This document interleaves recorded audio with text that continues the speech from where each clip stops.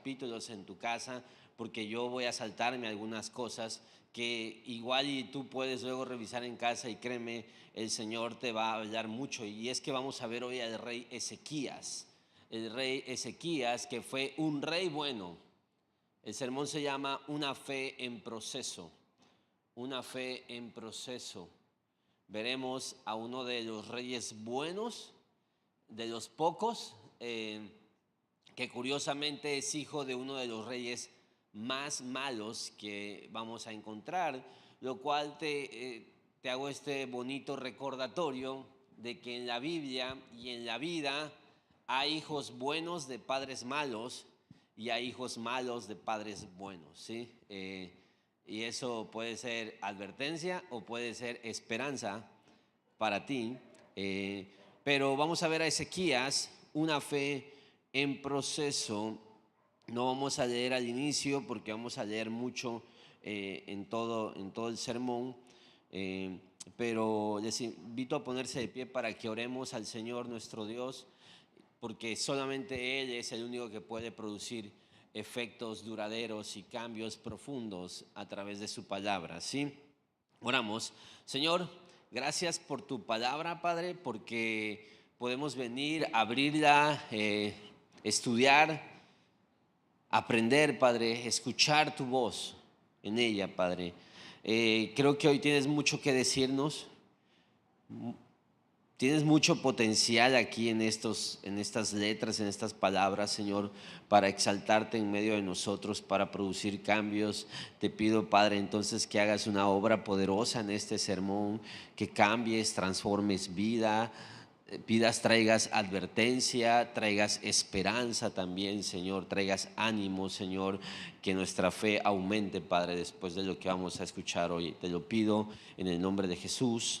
Amén. Amén. Pueden sentarse, familia. Ezequías, una fe en proceso. El corazón del sermón es este, y es relevante que pongas atención, porque mira, una fe madura, escúchame, una fe madura se demuestra no solo cuando clamas a Dios en la desesperación, sino también cuando sigues dependiendo de Él en la calma. Nosotros tenemos mucho la primera parte. Una fe madura se demuestra cuando clamas a Dios en la desesperación, pero no solo ahí. De hecho, vamos a aprender hoy que es muy importante que nuestra fe madure en el sentido de que seguimos dependiendo de Dios en la calma también. Porque a veces la calma es más peligrosa que la crisis. El mapa del sermón es 4 puntos. 1, cuando todo se derrumba. 2, la fe que por fin ora. 3, el Dios que responde. Y 4, la fe se prueba en la calma, ¿sí? Entonces, tenemos a un rey llamado Ezequías, que nos va a enseñar cómo una fe puede ir madurando, puede ir creciendo. No siempre una fe responde bien al inicio. Dios es infinitamente paciente, amoroso, misericordioso. Nos extiende constantemente gracia en esperarnos, en asumir que nos vamos a equivocar, y esa fe va en aumento y va creciendo hasta que esa fe se termina desarrollando de una manera increíble.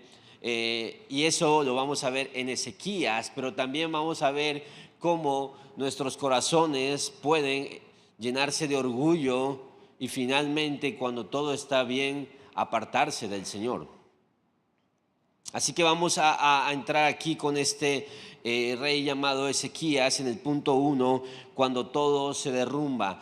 La historia de Ezequías se desarrolla durante el ministerio de Isaías. De hecho, mucho de lo que tú quieras saber que estaba ocurriendo en el reinado de Ezequías lo vas a ver en el gran libro del profeta Isaías. Ya vimos que también Isaías le habló a Acaz. Recuerda Isaías 7 que aprendimos la semana pasada. Pero ahora tenemos a Ezequías. Hay por ahí alguna tradición que dice que Isaías era primo de Ezequías. No podemos saberlo y no es tan relevante, honestamente. Pero hablaban mucho. entre ellos. Entonces veamos esto, cuando todo se derrumba. Mira cómo presenta el texto de Segundo de Reyes 18. Vamos a estar viendo tanto Reyes 18, como vamos a estar viendo Isaías desde el 36 hasta el 39 más o menos. Sí, dice: en el año tercero de Oseas, hijo de Ela, rey de Israel, comenzó a reinar Ezequías, hijo de Acaz, rey de Judá. Te quiero recordar que Oseas fue el último rey del norte, ¿sí? Fue el último rey del norte cuando Asiria conquistó el reino del norte. Y esto, a lo mejor tú dices, ¿para qué dices? Es para que estés en contexto y sepas más o menos dónde estamos parados. Bueno, tenía 25 años cuando comenzó a reinar y reinó 29 años en Jerusalén. El nombre de su madre era Abi, hija de Zacarías. Hizo lo recto ante los ojos del Señor conforme a todo lo que su padre David había hecho. Quitó los lugares altos, derribó los pilares sagrados y cortó la acera. También hizo pedazos la serpiente de bronce que Moisés había hecho, porque hasta aquellos días los israelitas le quemaban incienso y la llamaban Nejustán. Fíjate, están cañones, ¿no? Aquella serpiente con las que se colgó en el desierto y morían y decía, tenían que ver la serpiente para ser salvados, y que luego Jesús usó como un tipo de lo que iba a hacer él en la cruz. Bueno, esa serpiente la agarraron y estos canijos idólatras le quemaban incienso. Bueno, Ezequías fue tan chido que hasta esa serpiente, imagínate, durante todos estos años, estamos hablando más o menos de unos, ¿qué será? 500 años, 600 años serían más o menos, o hasta 700 de hecho. 700 años, 1400 es el Éxodo, estamos acá por el 700 años, y nadie había hecho nada. Y ese cuate sí la quitó. Ezequías confió en el Señor, Dios de Israel.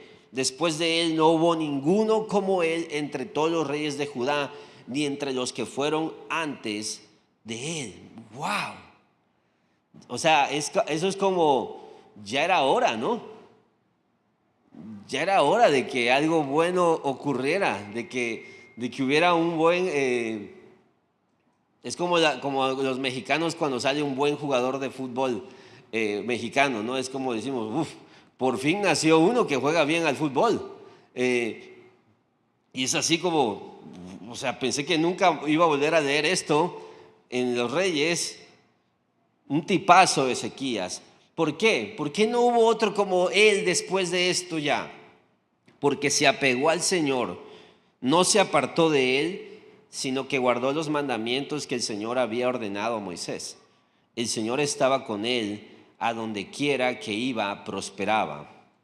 Se rebeló contra el rey de Asiria y no le sirvió. Te voy a decir algo, si al final de mi vida se dicen cosas así de mí, yo estoy tranquilo, yo feliz. Y quiero que veas que este es Ezequías y así es recordado. Es hijo de terrible Acaz, pero a pesar de eso fue un rey bueno. Y es importante ver cómo nuestros epitafios, porque esto se cuenta ya después, nos está diciendo quién fue Ezequías. Pero esta es la perspectiva de gracia con la que Dios cuenta la historia de Ezequías, pero ningún camino de la vida cristiana es plano, genérico y perfecto. ¿Quiere decir que Ezequías hizo todo bien?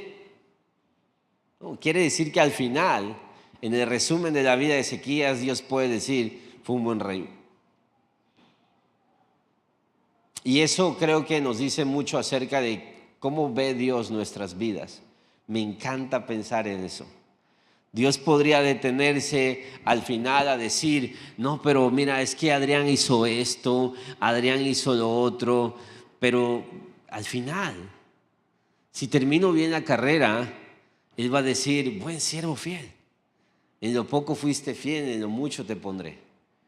Y te voy a decir por qué, porque Ezequías, como dice, no es una perita en dulce. Yo creo que nadie ha visto una perita en dulce, pero todos sabemos a qué se refiere eso.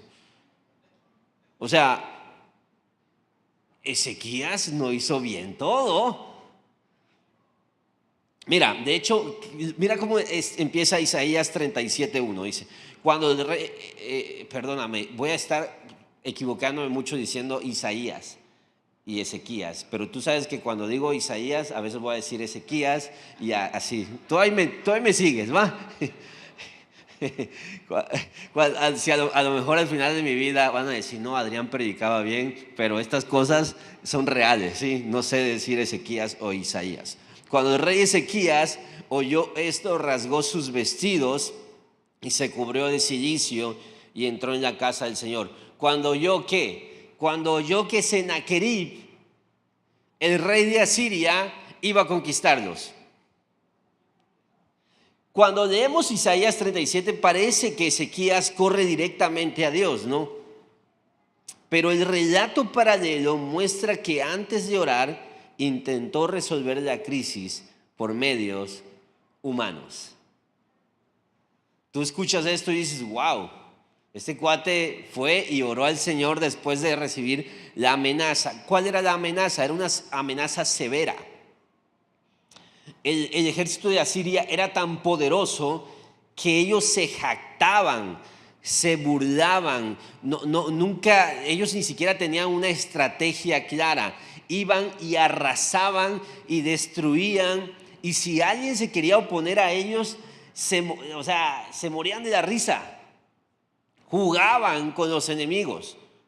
Ellos ya habían conquistado el reino del norte.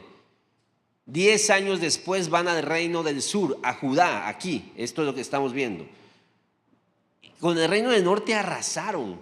Y ahora van acá y ellos están como en un día de campo y se empiezan a burlar. Y si tú lees Isaías 36, por ejemplo, vas a ver cómo Rabsacés y este capitán se dice, oye, ¿cómo van a confiar en este Dios?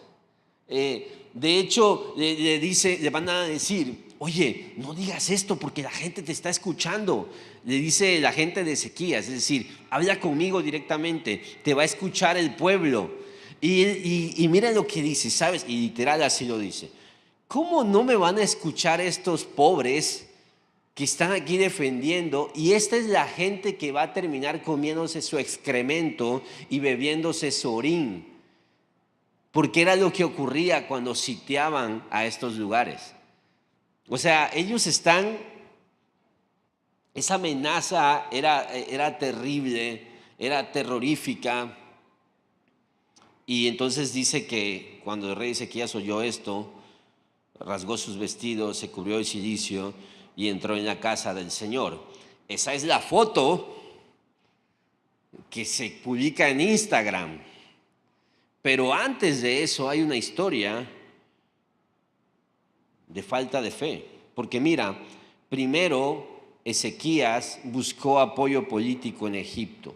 Él sabía que venía este ejército y mira lo que Dios le dice en Isaías 30.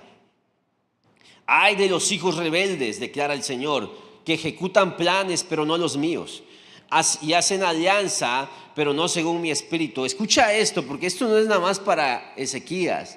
Escucha si esto no puede ser Dios diciéndote a ti, que ejecutas planes, pero no son sus planes. Que haces alianza, pero no según su espíritu, para añadir pecado sobre pecado. Los que descienden a Egipto sin consultarme, para refugiarse al amparo de Faraón y buscar abrigo a la sombra de Egipto. Por tanto, el amparo de Faraón será su vergüenza y el abrigo a la sombra de Egipto su humillación. El que tenga oídos para oír, que oiga. Cuando tú has buscado ayuda para tus problemas sin consultar a Dios. Y alianzas, y ya vimos la semana pasada como San BBVA, San Banamex o todas esas cosas a las que les entregamos toda nuestra dependencia sin consultar al Señor. Bueno, eso hizo primero Ezequías. Ya tenía de aliado a Egipto, pero luego intentó negociar con Asiria pagando un tributo enorme y hasta despojando el templo del oro que él mismo había restaurado. Dice el 14 de Segunda de Reyes, 18. Entonces Ezequías, rey de Judá, envió a decir al rey de Asiria en Laquis: he hecho lo malo. ¿Te acuerdas de su papá el cobarde? Hizo lo mismo. Retírate de mí, lo que me impongas aceptaré. Y el rey de Asiria impuso a Ezequías, rey de Judá, 10 toneladas de plata y 1 tonelada de oro. Para que me entiendas, esto es una barbaridad, una locura, ¿sí? O sea, es casi todo el dinero, pues, que tenían. Y Ezequías le dio toda la plata que se hallaba en la casa del Señor y en los tesoros de la casa del rey. En aquel tiempo Ezequías quitó el oro de las puertas del templo del Señor y de los postes de las puertas que el mismo Ezequías, rey de Judá, había revestido de oro, y lo entregó al rey de Asiria. Lo mismo que el papá. ¿Te acuerdas que el papá agarró todos los tesoros del templo para pagar una alianza? Él agarra, hasta empieza a arrancar todas las cosas, las puertas, y a quitar el oro para comprar la alianza. Es increíble. ¿Sabes dónde se ejecuta ese trato? Me encanta porque es como un espejo. En el acueducto, en el mismo lugar donde Acaz vendió el templo, en la casa del Señor, en ese mismo lugar su hijo hace este trato.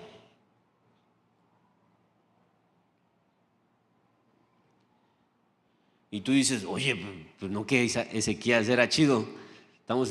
Hizo lo mismo que Acaz, y de Acaz se dice que fue de lo peor. Entonces, podemos decir que antes de confiar, calculó; antes de orar, negoció; antes de rendirse a Dios, intentó controlar. Y esto es algo que como pastor, personalmente en mi vida, lo he vivido. Pero como pastor he visto mucho que los hijos de Dios hacen esto. Si Dios es como su esperanza, pero es su última esperanza. Es Dios, sí, es su solución, pero es cuando ya no tienes nada más a dónde recurrir.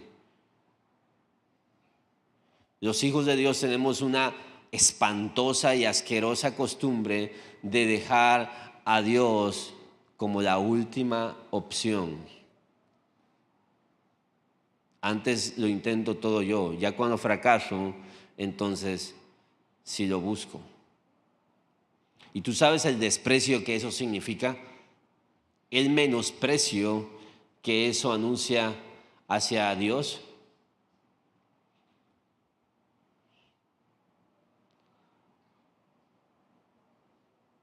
Piensa en una relación sentimental.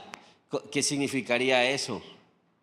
Que te enteras que esa persona que está contigo hoy, pero 3 meses antes intentó estar con alguien y no le hizo caso. Y luego 1 semana después buscó a alguien y no le hizo caso. Y luego buscó a alguien más y no le hizo caso. Y luego buscó a alguien más y no le hizo caso. Y 3 meses después dice: híjoles, nadie me pela. Seguramente estoy muy feo, seguramente hago todo mal, seguramente apesto, qué sé yo. Pero hay alguien que sí está ahí para mí. Mi peor es nada. Y va contigo y se presenta y te dice: toda mi vida te pertenece. Quiero vivir para ti. Me encantas. Te amo. Siempre he pensado que tú eres lo mejor que tengo en la vida. Mentira. Imagínate cómo te sentirías.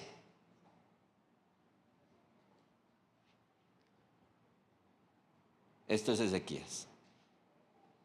Esto eres tú cuando solo clamas al Señor, cuando ya te falló esto, cuando ya esto no funcionó, cuando ya esto reventó.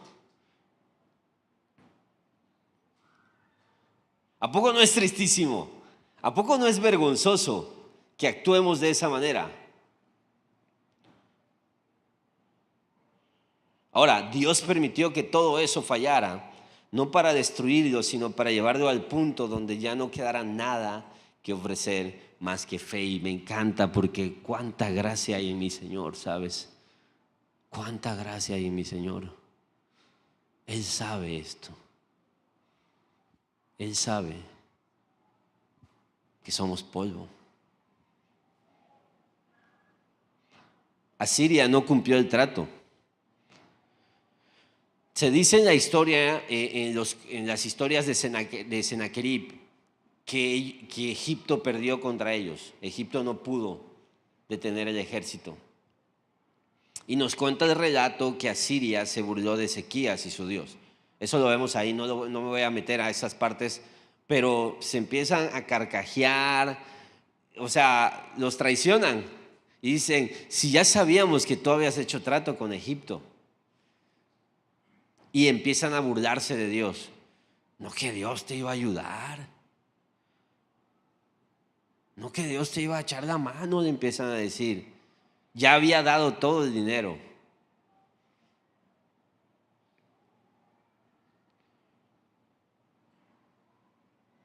¿Y qué pasa?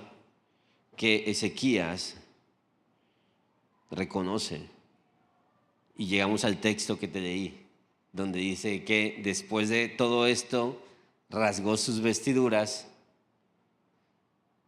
y entonces pidió auxilio al Señor.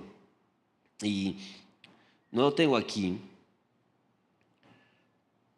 te lo voy a buscar porque no aparece. Pero lo que dice en Isaías es el 37:3, perdón. Le manda a decir, Ezequías a Isaías le manda a decir, es día de opresión para nosotros, día de angustia. Él reconoce no solo la presión externa, sino la corrección interna de Dios. Ya le había advertido en Isaías 30, ay de los que confían en Egipto. El término reprensión puede traducirse como corrección o disciplina. Ezequías entiende que la mano de Dios lo está guiando a una dependencia más profunda. Así que cuando el texto dice que Ezequías rasgó sus vestiduras y buscó al Señor, lo que está ocurriendo no es un gesto heroico, sino es el derrumbe santo de un hombre que por fin se rinde.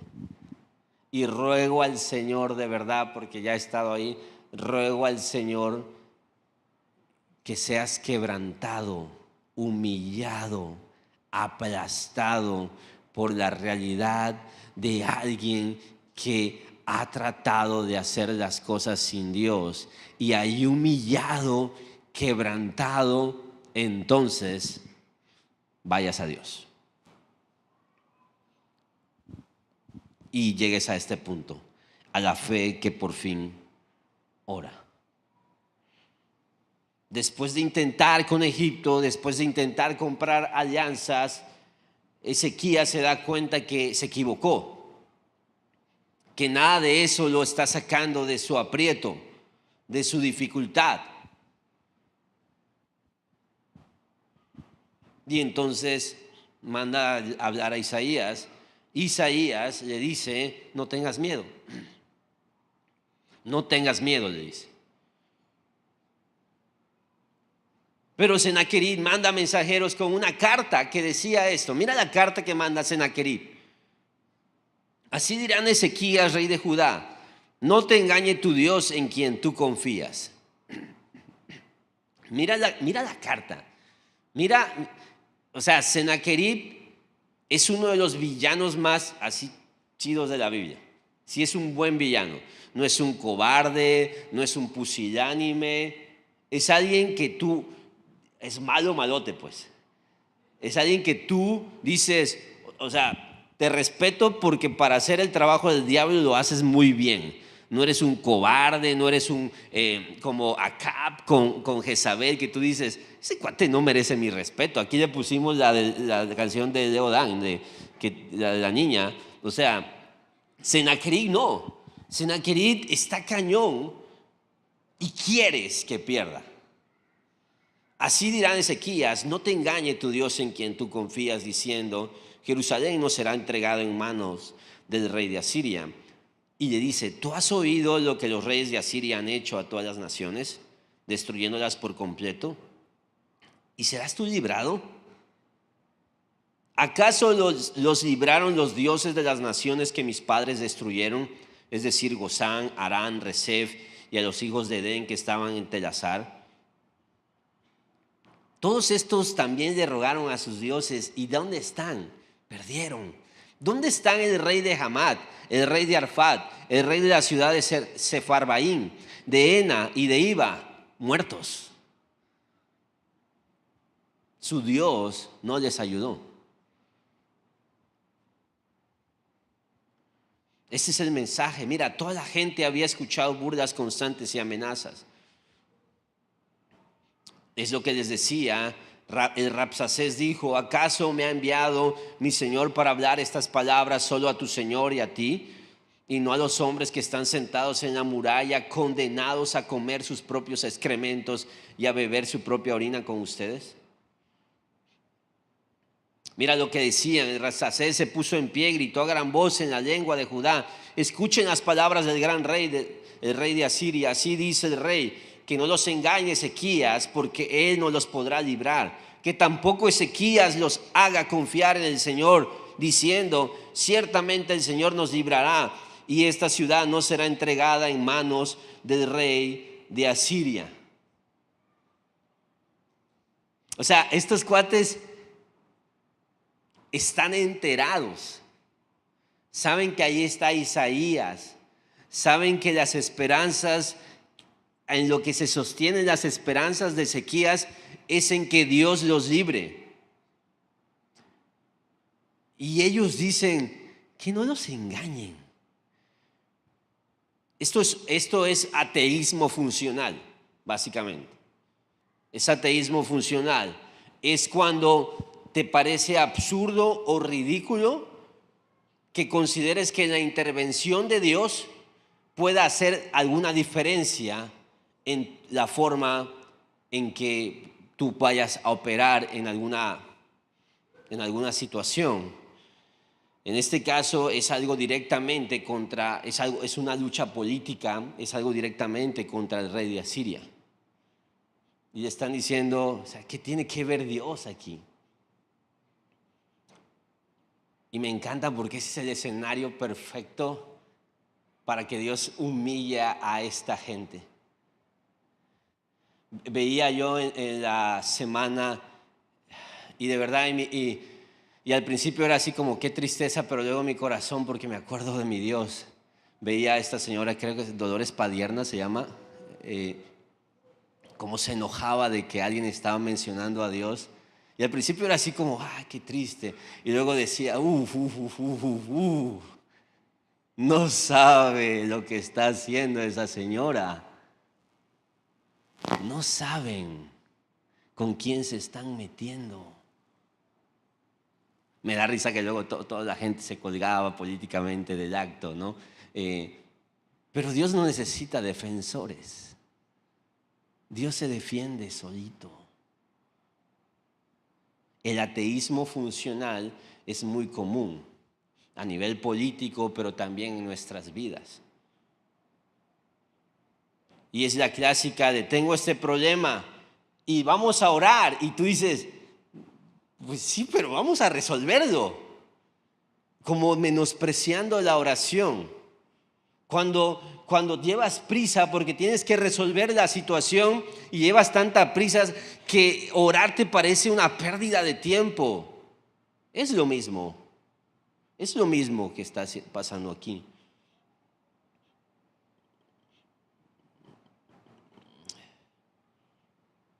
Ezequías no ignora estas amenazas, ni las minimiza.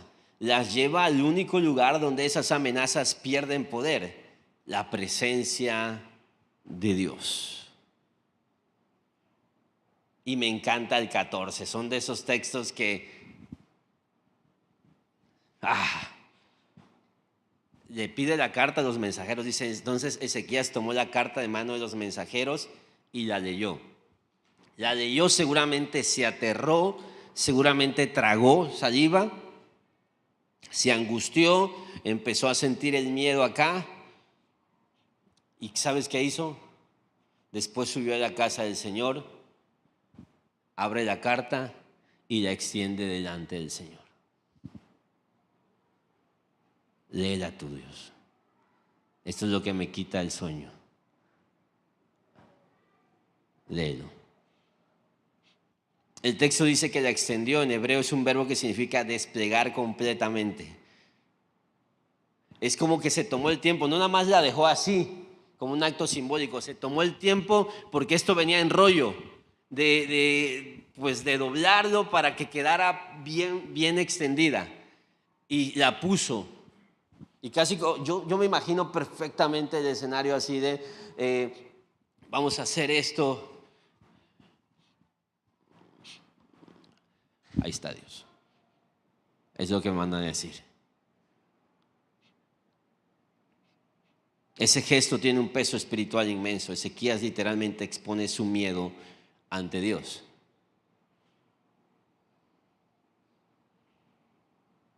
Como dice el salmista, ¿no? Con tus cargas, lleva al Señor tus cargas y Él las sustentará. El punto no es que Dios necesitara leer la carta, sino que Ezequías necesitaba soltarla. Mientras esas palabras de amenaza estaban solo en sus manos, tenían poder sobre él, pero al extenderlas delante del Señor, dejan de ser suyas. Filipenses 4. Por nada estéis afanosos, por nada estén preocupados, sino sean conocidas sus peticiones. Y la paz de Dios, que sobrepasa todo entendimiento, gobernará vuestros corazones y vuestros pensamientos en Cristo Jesús, Señor nuestro.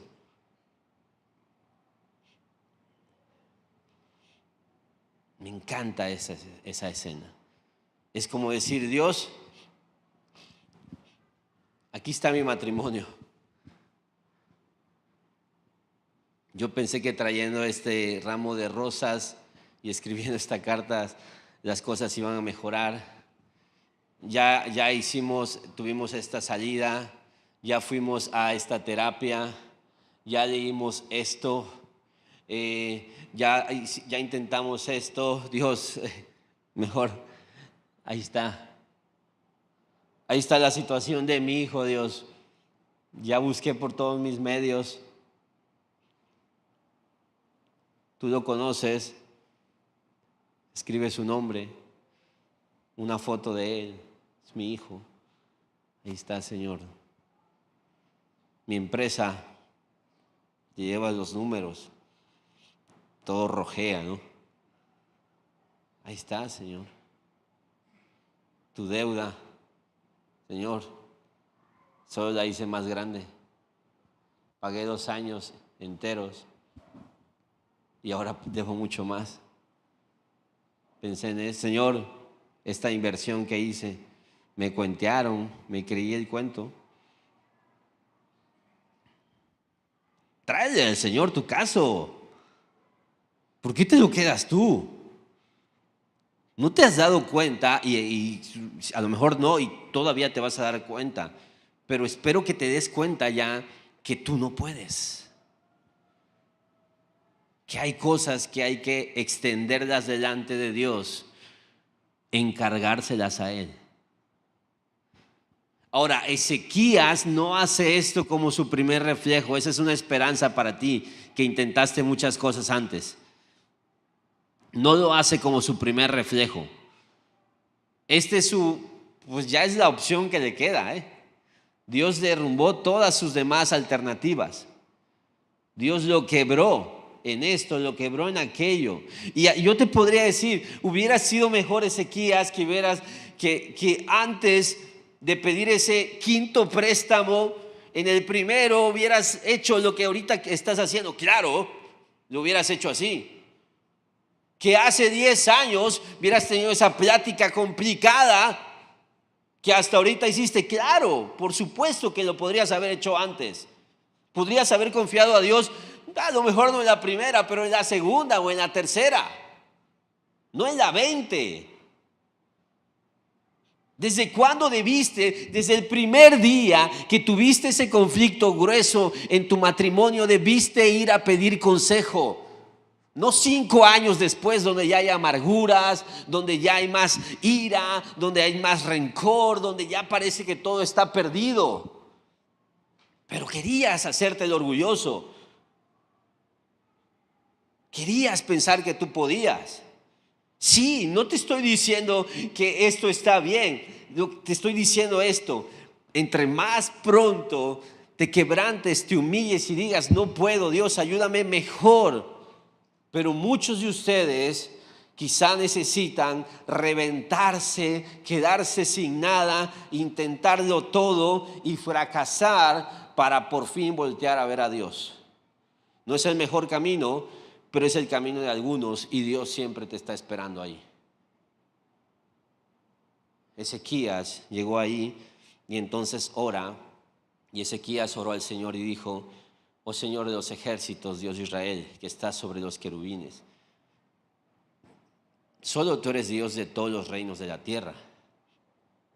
Tú hiciste los cielos y la tierra. Inclina, oh Señor, tu oído y escucha. Abre, oh Señor, tus ojos y mira. Verá que el método que usa en oración es el método que aquí te hemos enseñado, que es el bíblico. Primero, Dios es digno de, y hay una adoración, hay una exaltación, hay gratitud, hay alabanza. Es el método del Padre Nuestro, también es ese modelo. Y se busca su rostro antes que su mano, y ya luego se busca su mano. Escucha, abre, oh Señor, tus ojos y mira. Escucha todas las palabras que Sennacherib ha enviado para injuriar al Dios vivo.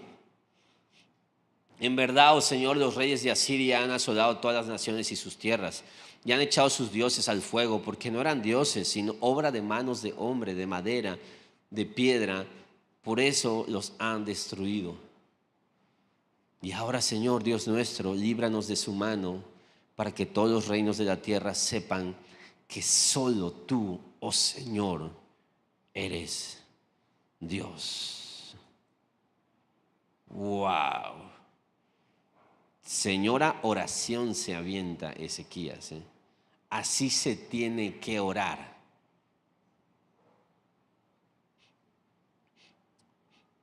Ezequías había empezado buscando sobrevivir, ahora busca que Dios sea glorificado.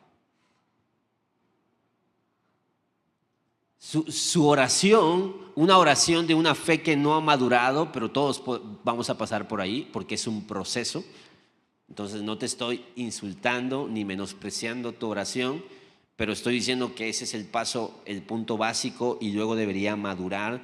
Pero estas oraciones de échame la mano, Dios, sácame de este apuro,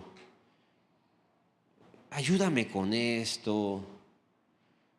Ok, son el comienzo de una fe que va a madurar. Una fe que ha madurado empieza a orar así: Señor, glorifícate en esto. Tú has permitido que esta situación llegue a este punto para mostrarnos a todos en casa que nosotros no podemos, que nosotros no sabemos. Entonces llegó el momento en que te glorifiques. Señor, qué magnífica noticia sería para nuestro contexto que se enteren que tú hiciste la obra en fulano de tal. ¿Cuántas acciones de gracias habrían? ¿Cuánta gente se gozaría y diría, wow, Dios responde? Señor, me encantaría que en la iglesia y en la familia la gente pudiera decir, Dios sanó a esa persona. Ya Ezequías está orando así: Señor, tuviste que todos esos dioses, que eran dioses falsos, fueron destruidos. tienes una brillante, grandiosa e increíble oportunidad de glorificarte, callarle la boca a estos ateos funcionales, callarles la boca y demostrarles que tú eres el único Dios verdadero. Que todos los reinos de la tierra sepan que solo tú, oh Señor, eres Dios. ¿Qué decía Éxodo? ¿Qué decía en Números? ¿Qué decía en Josué? Y la fama del Señor se extendió.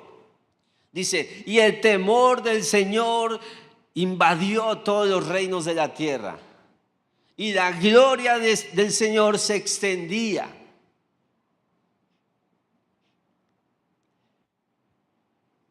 Por eso quiero que Dios restaure matrimonios.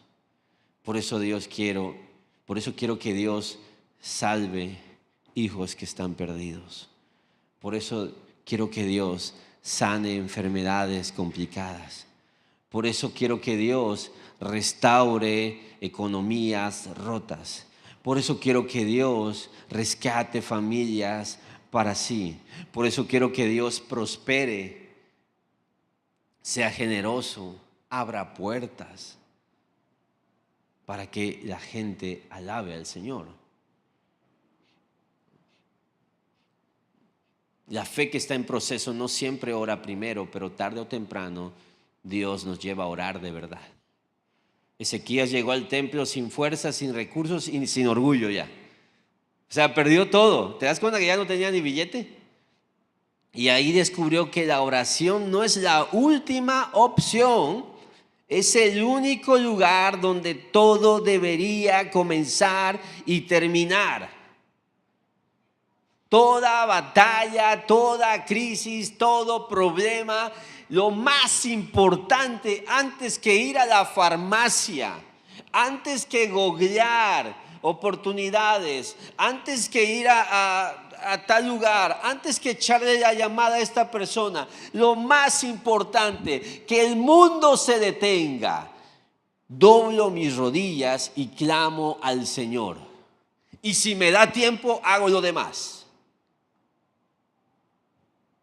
No, pastor, no, pues todavía no has llegado ahí.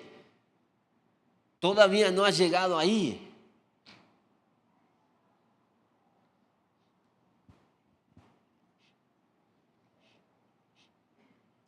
Lo más impresionante es esto. Dios responde. No porque Ezequías haya orado bien, sino porque por fin oró desde el lugar correcto, la dependencia. Y viene el Dios que responde. Oh, qué episodio tan increíble. Porque a Dios no, o sea, Dios podría resolver las cosas de una manera tranqui, pero dice, es que Senaquerib no es tranqui, ¿sí? Es que Rabsacés, o sea, se metieron conmigo. Yo podría hacer que mueran dormidos, pero no. Esto no va a ser así. Esto no va a ser así. Después de la oración de Ezequías, Dios responde, pero lo hace de una manera que deja claro quién tiene el control. Le contesta lo siguiente a Senaquerib: ¿a quién has injuriado y blasfemado? ¿Contra quién has alzado la voz y levantado con orgullo tus ojos? Contra el Santo de Israel, le dice. Tú ya quieres que los maten, ¿verdad? Pero Dios se toma el tiempo de decir así como, ¿cómo? ¿Cómo dijiste? ¿Sabes con quién te estás metiendo? Contra el Santo de Israel. Mira, lo que dice después es increíble, porque Senaquerib creía que sus conquistas eran por su poder militar, pero Dios le revela que él mismo lo había usado como instrumento de juicio. Le dice, tú eres un peón. Todo esto que pensaste que tú lograbas, yo lo hice para ejecutar mis juicios. ¿No has oído que desde tiempos antiguos lo hice yo?, le dice. Es decir, ni siquiera tus victorias fueron tuyas, fueron parte de mi plan soberano. Y le dice, y ahora te voy a poner un garfio en la nariz y te voy a llevar como mi esclavo. 33, estamos en Isaías 38. Por tanto, así dice el 37. Por tanto, así dice el Señor acerca del rey de Asiria. Él no entrará en esta ciudad ni lanzará allí flecha alguna. Tampoco vendrán delante de ella con escudo ni levantará terraplén contra ella. Por el camino que vino, por él se volverá y no entrará en esta ciudad, declara el Señor. Porque defenderé esta ciudad para salvarla por amor a mí mismo y por amor a mi siervo David. Dios no responde por mérito de Ezequías, ni por la fortaleza del ejército, sino por amor a mí mismo, dice. Una de las frases más poderosas de todo Isaías. La base de su salvación no es la conducta humana, sino su propio carácter y su fidelidad a su pacto. ¿Sabes? Yo ya descubrí el hack. Aquí te va el hack para orar. Yo le digo a Dios, Señor, soy tu siervo. Hazlo por amor de ti mismo. No dejes que yo sea humillado. No permitas que tu nombre sea mancillado por el fracaso de uno de los suyos. Defiende tu gloria. Échame la mano, ¿sí? Ayúdame. Pero hazlo por amor de ti mismo. Para testimonio de tu poder. Y Él, por supuesto, está muy interesado, mucho más interesado que nosotros en ser glorificado. Y entonces el texto describe uno de los eventos más increíbles de la historia, no de la historia esta, de la historia. Dice, y salió el ángel del Señor e hirió 185,000 en el campamento de los asirios. Cuando los demás se levantaron por la mañana, vieron que todos eran cadáveres. Cuando dice la Biblia el ángel del Señor, se refiere a Dios mismo en forma de hombre bajando a la tierra. Pasó con Noé, pasó con Abraham, pasó con Josué, pasó con Moisés. Estas personas normalmente están hablando con un hombre, le llaman el ángel del Señor, se postran ante él. Él se refiere a sí mismo como Jehová, yo soy el Señor, es decir, es Dios mismo.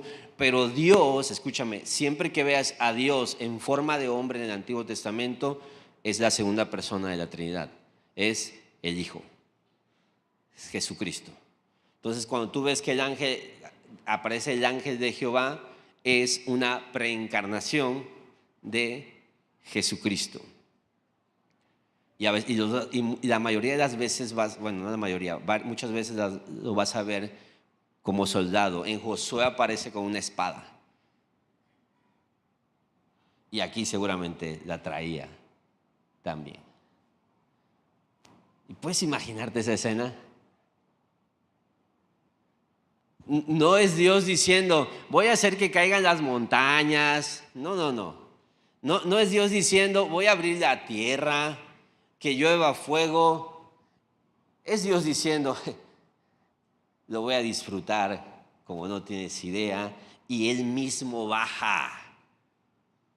Y mata no a 100, no a 1000, no a 10,000. Mata a 185,000 enemigos de Dios. Y eran más, porque cuando se levantan los demás, vieron que todos eran cadáveres. Y en la historia de Sennacherib, lo que se relata es que hubo complicaciones y tuvieron que regresarse y desistir, algo que nunca habían hecho ellos. Tuvieron que desistir de conquistar el reino del sur. Fue el único lugar que Asiria no tocó. Y no regresaron, 701 antes de Cristo fue esto. No volvieron a ese lugar, ni me acerco. ¿Qué pasó? Un hombre con una espada mató a casi 200,000 de nosotros en una noche.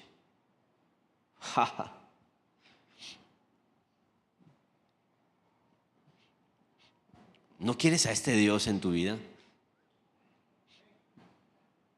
Ni una espada, ni una estrategia, ni un plan militar. El ángel de Jehová, Dios mismo en forma de hombre, una noche.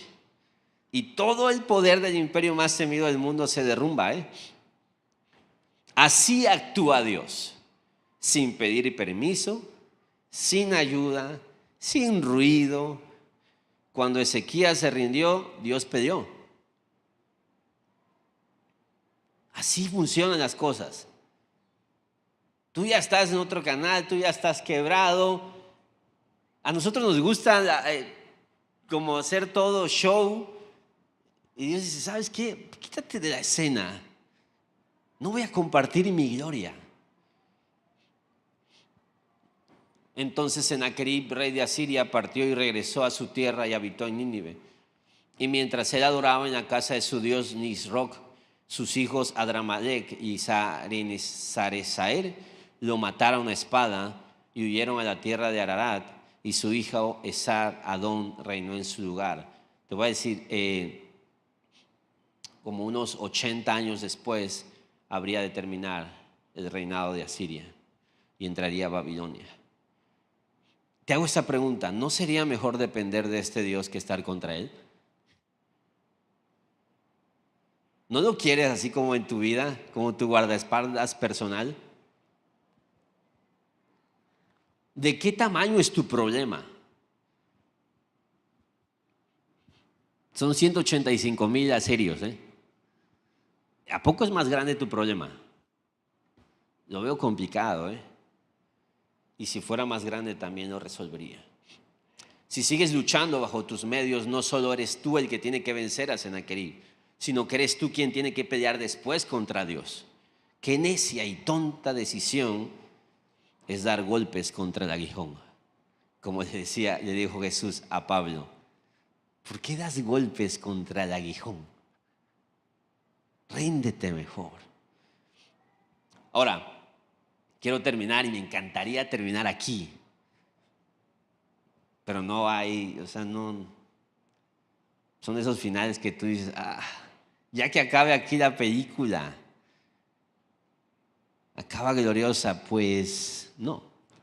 Y aquí una advertencia, una breve advertencia en este último punto, en la fe que se prueba en la calma. Después de la gran victoria sobre Asiria, todo parece en calma, pero el texto muestra algo profundamente humano. Y yo lo quiero llamar así porque esto es algo que nos pasa a todos. La fe probada en la crisis puede fallar en la comodidad. Ten cuidado con esto. En Isaías 38, Ezequías se enferma gravemente. El profeta Isaías le anuncia, ordena tu casa porque vas a morir y no vivirás. Ya pasó lo de la gran victoria contra Asiria. Ahora su problema es que se va a morir. Ezequías quebrado, ora con lágrimas, hace una oración muy padrísima. Este cuate oraba bien, pues. Isaías 38, te lo dejo de tarea, es increíble ese relato. Y Dios responde con gracia, le dice, he oído tu oración, versículo 5 del 38. He visto tus lágrimas, voy a añadir 15 años a tus días. Paréntesis cortito, hay una idea de la soberanía de Dios que es herética, que se llama el fatalismo.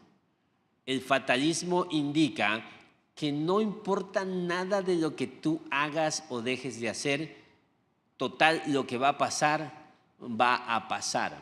Y esa es una idea filosófica, una lógica herética, porque entre otras cosas quita la virtud del evangelismo, por ejemplo. No importa que evangelices o no evangelices, total, la gente se va a salvar. Pero una de las cosas más peligrosas es, no importa si oras y no oras. Total, Dios va a hacer lo que Él quiera hacer, ores o no ores. Mentira peligrosa. La Biblia, por ejemplo, Santiago dice, no tienen porque no piden. Jesús enseña, pedid y se os dará. Y más de una vez vemos que Dios dice, va a pasar esto, se ora y dice, va a ocurrir esto, porque cambia la voluntad de Dios. Escúchame, no necesariamente, aquí va el meollo del asunto. porque Dios decidió que hay cosas que va a hacer y resolver en el momento que tú ores y pidas. Es decir, hay cosas que solo van a venir por medio de la oración y así está marcado en su voluntad. Y mira, te vas a morir, le dice el profeta, ora, y Dios dice, pues ya no, 15 años más de vida. Dime si no tiene poder la oración. ¿Por qué? Porque le oramos a un Dios que escucha, un Dios amoroso, un Dios compasivo, un Dios que está ahí y que responde. Dios no solo le da más vida, sino también le da una señal sobrenatural. O sea, Dios es un consentido de Ezequías. Había unas gradas que eran como un reloj. Así funcionaba con la sombra. Y le dice, es más, te voy a dar una señal. La sombra va a retroceder. Y el sol retrocede 10 grados en el reloj de Acaz. Así se llamaban las gradas de Acaz. O sea, es como que el reloj, mira, ya no son las 11:29, van a ser las 11:25 en todos los relojes. Ezequías. Tú dices, padrísimo. ¿Por qué? Porque durante la crisis Ezequías dependió de Dios con todo su corazón. Su fe creció en medio de la desesperación. Pero cuando la amenaza desapareció y la vida volvió a la normalidad, cuando ya no se iba a morir, también se enfrió su dependencia. La oración se dio paso a la comodidad. ¿A poco no pasa así cuando te relajas? Uf. ¿Te acuerdas cómo orabas cuando estabas en crisis? ¿Te acuerdas? Lo que no logró la guerra, lo logró la paz. Fíjate, su corazón se relajó. Tenle más miedo a la paz que a la guerra. La guerra te acerca al Señor. La paz te enfría muchas veces. En Isaías 39, unos embajadores de Babilonia vienen a felicitarlo por su recuperación. Y en lugar de glorificar a Dios, le muestra todos los tesoros de su casa y del templo. O sea, es como un Huicho Domínguez, así como el... ¿Quién necesitas enseñar que el Señor es millonario, pues? Y viene y le dice, no, a ver, te voy a enseñar, mira, estamos cañones aquí en Israel. Y lo bueno es que ustedes son cuates, ¿no? Nunca se atreverían a venir y querer robar todo estas millonadas que tenemos. Y les enseña, dice el 2 del 39, no hubo cosa en su casa ni en todo su dominio que Ezequías no les mostrara. Casi hasta le dio, mira, aquí está la contraseña de la aplicación de mi banco también. Es más, la caja fuerte se abre así, 3 para acá y 2 para acá. ¡Qué tontería! Ese acto aparentemente inocente fue en realidad una muestra de autosuficiencia. Mira lo que se le dice. Ciertamente vienen días cuando todo lo que hay en tu casa y todo lo que tus padres han atesorado hasta el día de hoy será llevado a Babilonia. Nada quedará, dice el Señor. Y algunos de tus hijos que saldrán de ti, los que engendrarás, serán llevados y serán oficiales para servir en el palacio del rey de Babilonia. Se anuncia que esta gente ya apuntó y dijo, si un día conquistamos a Siria, tenemos que venir aquí. Aquí hay billete. Y se le decanta un juicio a Ezequías. Ahora, la respuesta de Ezequías es así de, la palabra del Señor que has hablado es buena, dice. Porque ¿qué pensaba? Habrá paz y seguridad en mis días. Dice, pues ya que, por lo menos yo la libré. Este pasaje nos recuerda que Dios no solo prueba la fe en el dolor, sino también en el bienestar. Ezequías había confiado en la crisis, pero en la estabilidad bajó la guardia, algo común. Cuando todo volvió a estar bien, dejó de depender. Y esta es una lección eterna y común. La fe puede fortalecerse en la tormenta, pero debilitarse en la calma si el corazón se acomoda. Hay de aquellos a los que les está yendo muy bien, que no tienen muchos problemas en casa, que las cosas están bastante estables. Es una zona tan bendecida, tan llena de gracia del Señor, pero también tan peligrosa, porque nos da la sensación de que estamos fuertes, de que estamos bien, de que no necesitamos tanto la atención del Señor, de que no necesitamos clamar. Nuestras oraciones son más tranquilas, nuestros tiempos con Dios son más tranquilos, ¿no? No nos surge mucho la intervención del Señor. Ezequías nos enseña que la crisis puede acercarte a Dios, pero la comodidad puede alejarte de Él si dejas de depender. Dios nos enseña con Ezequías que los años extra, los logros y los éxitos también son pruebas. Si tu fe solo florece en la crisis, quizás lo que amas no es a Dios, sino la ayuda de Dios. Cuidado con eso. Cuidado con eso. Pero así termina la historia de Ezequías. Pido a la banda que pase. Así termina la historia de Ezequías. Un hombre profundamente humano. Me encanta la historia de este hombre.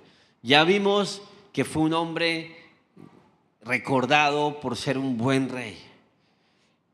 Pero es un hombre profundamente humano. Su fe fue una fe en proceso, con altas y bajas, que oró, confió, vio el poder de Dios. Y aún así olvidó que toda su vida era un préstamo de gracia. La historia cuenta que, a pesar de este grave error, él terminó confiando en el Señor.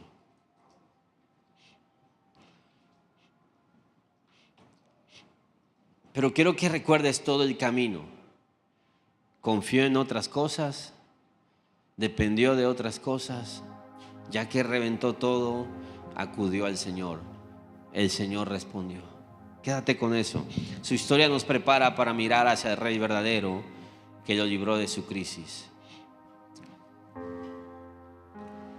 Piensa en Jesús como este guerrero que puede venir y matar a tus 185,000 asirios. ¿Cuál es tu problema, pues? Te hice la pregunta hace rato. ¿Qué tan grande es tu problema? ¿Qué tan grande es tu necesidad? Dios puede.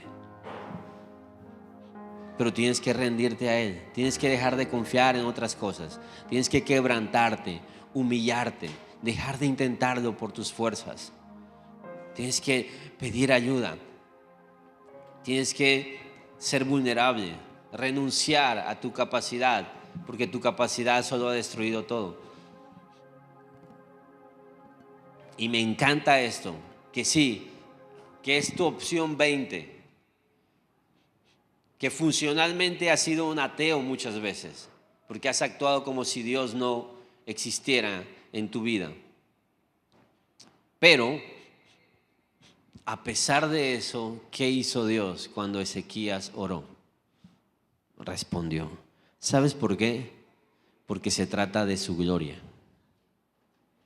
Se trata de su gloria y Dios está totalmente interesado en glorificarse a través de tu historia. Así que con eso en mente puedes pedirle que intervenga. Oramos. Señor, gracias, Padre, por tu palabra hermosa, por la vida de Ezequías, un hombre que falló, que fracasó, que arruinó todo, pero que luego te buscó, Señor, porque siempre estás ahí para nosotros, Señor. Tú conoces a tu iglesia, a tu gente aquí. Hay quien no te conoce aún, Señor. Y hoy te has presentado a ellos como un Dios que responde aun cuando nosotros no te buscábamos, Señor. Señor, te pido que salves, que te puedan conocer como ese Salvador en sus vidas, Padre. Pero hay aquí quizá algunos de tus hijos que han deambulado por aquí o por allá, luchando solos, fracasando, intentándolo en lugares incorrectos, pero que hoy, Señor, están pidiéndote que tú intervengas. Escucha, Señor, la oración y responde, Señor. Tú ya mandaste a tu ángel a derrotar a los asirios, Señor, pero tú enviaste a Jesús, tu Hijo, a vencer el pecado, a destruir el poder de la muerte, a vencer al enemigo de nuestras almas, a comprar para nosotros vida eterna, Señor. Ayúdanos a descansar en eso, Padre. Que la victoria más importante por nuestra vida ya fue peleada y ya fue ganada por ti, Señor. Ayúdanos a aferrarnos a esto y a refugiarnos en esto, Señor. Porque te necesitamos, Rey. Te necesitamos, Señor. Sálvanos del ejército asirio. Haz tu obra, Señor. Salva esos matrimonios rotos. Rescata esos hijos perdidos, esos papás que no vienen al Señor, estos hermanos que no están cerca de ti, esos familiares que amamos y que parecen no estar bien, Señor. Trae estabilidad financiera, Padre. Aquel que está en aprietos, rescátalo de ahí, Señor, de la manera correcta, con una intervención tuya sobrenatural, Padre. Rescátalos. Pon en orden todo lo que empresarialmente está mal en nuestro país, Señor. El empleo, la seguridad, Señor. Interven, Señor. Glorifícate en eso, Padre. Glorifícate en eso, Señor. Glorifícate en salvar vidas, en salvar familias, en sanar enfermedades, Señor. En traer gozo en el corazón amargado. Haz tu obra, Padre. Glorifícate una vez más en tu iglesia, Padre. En el nombre de Jesús oramos. Amén.